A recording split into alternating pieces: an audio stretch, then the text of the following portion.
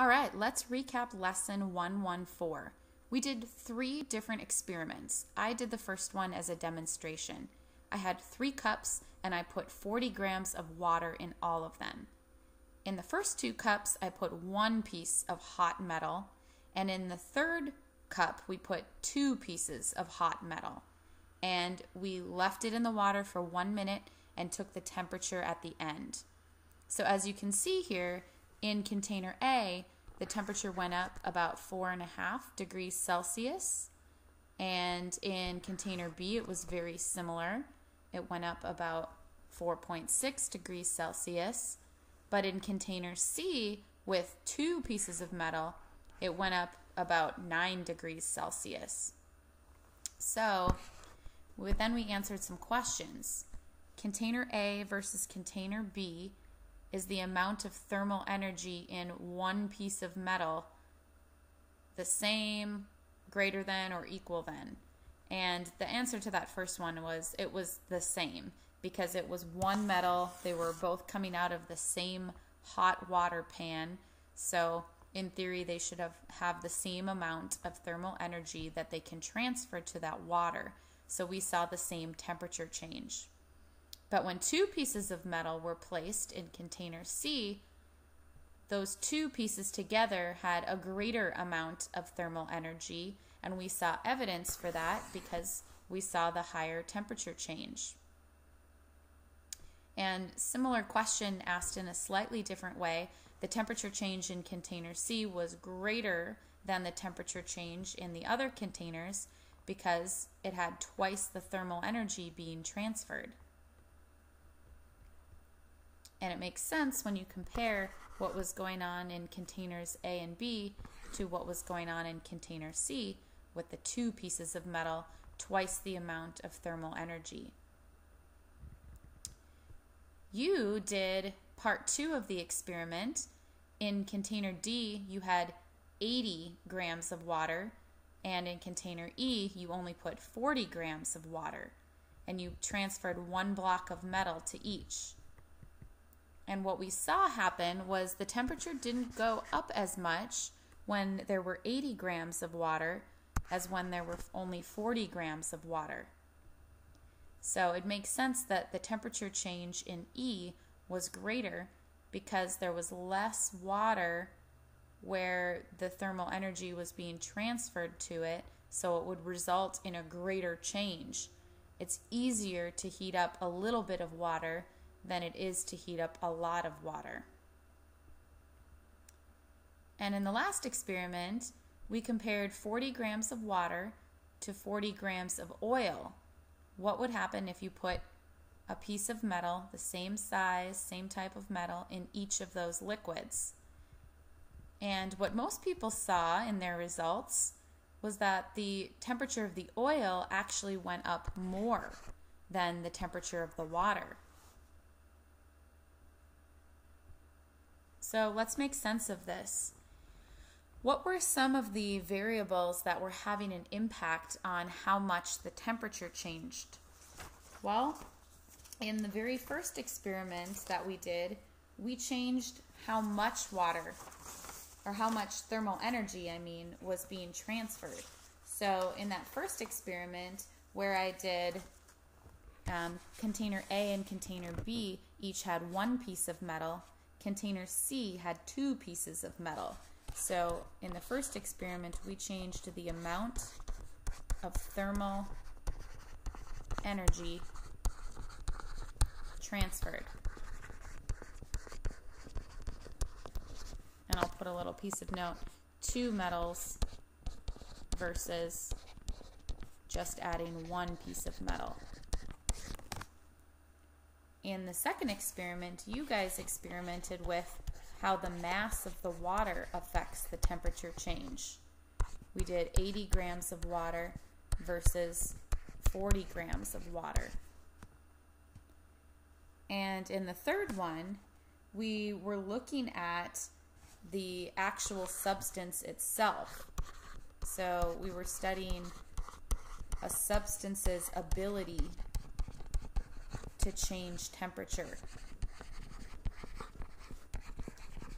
So for example, what is it like to change the temperature of oil versus trying to change the temperature of water?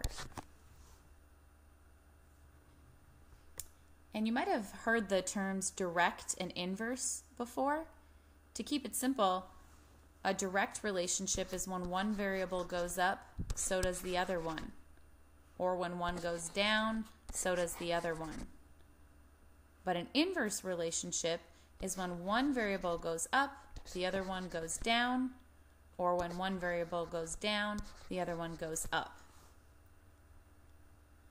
So one variable that we looked at that had a direct relationship with temperature change was the amount of, I'm going to call it TE, thermal energy transferred. When I put in 2 metals, or twice the thermal energy, the temperature change was more dramatic.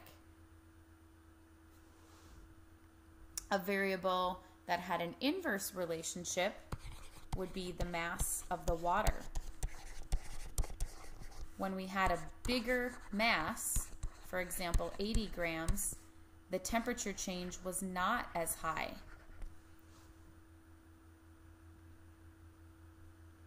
Now let's talk about the oil versus the water. Every single substance in the world has a property called its specific heat. That's how much energy it takes that particular substance to change temperature. So how much energy does it take to change 1 gram of the substance by 1 degree Celsius? That's called the specific heat. And if you have 2 substances that have the exact same mass, whichever one has the higher specific heat is going to require more energy to change the temperature. So based on that definition, would the specific heat of oil be greater than, less than, or equal to the specific heat of water? Let you think about it for a second, or you can pause the video, see if you can get it right. It should be that the specific heat of oil is less than the specific heat of water. Oil has a lower specific heat because it requires less energy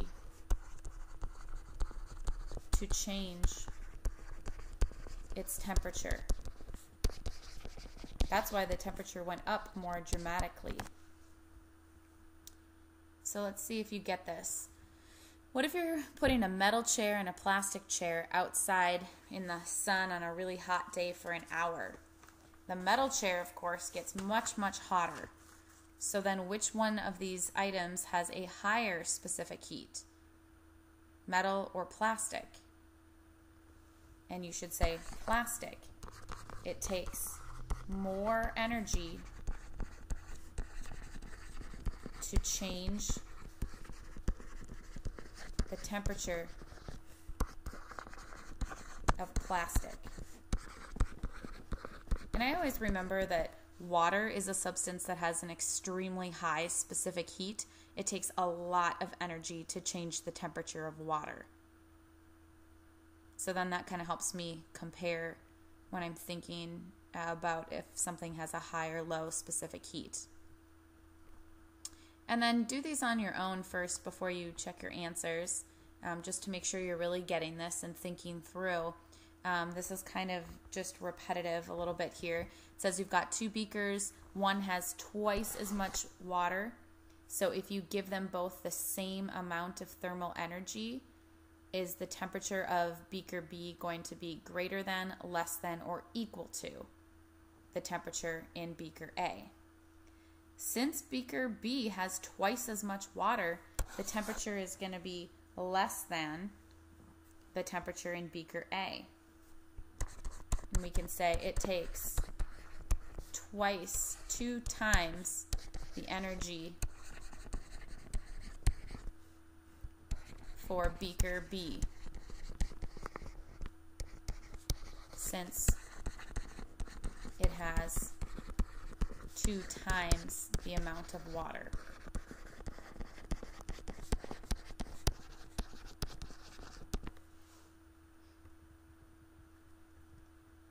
What if you have a sample of oil and a sample of water?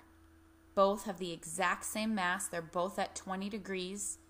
You put them on a hot plate and you heat them both up until they reach 40 degrees Celsius.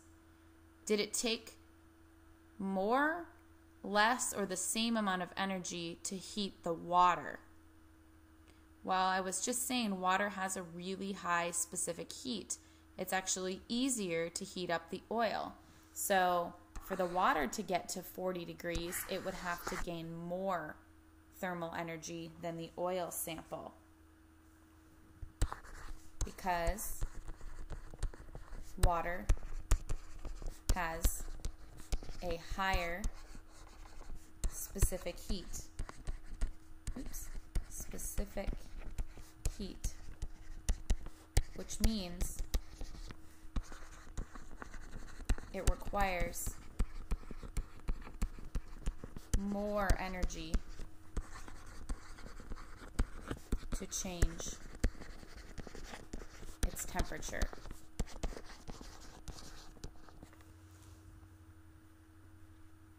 And the last few questions here. What if you have 2 samples, they're both 100 grams of water, they're at different temperatures, but you give them the same amount of energy? Will the temperature change of sample 1 be greater than, less than, or equal to? Well, if I start, sample 1 is at 20 degrees and sample 2 is at 30 degrees, but I give them both the same amount of energy, they'll both go up, let's say by 5 degrees.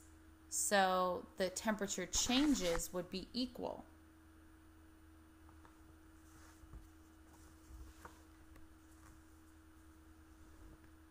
So will the final temperatures of these 2 samples be the same or different? They'll be different because they started at different temperatures. Because they started at different temperatures.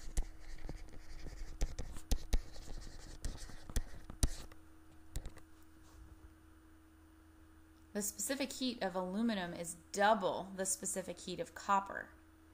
So if you put one 20-gram bar of aluminum and one 20-gram bar of copper in boiling water, which metal is going to heat up faster? Well, it just said the aluminum specific heat is higher. That means it's harder to heat up. So the copper would increase faster because it has a lower specific heat. It takes less energy to heat up the copper. Why do metal keys left in the sun get hotter than a plastic pair of sunglasses left in the sun? Same concept, because metals have a lower specific heat. That means they require less energy to heat up. And the last question. Your friend says it takes more energy to raise the temperature of 10 grams of water by 40 degrees than it would take to raise the temperature of 100 grams of water by 20 degrees. Because 40 degrees Celsius is a bigger change. So let's write this out.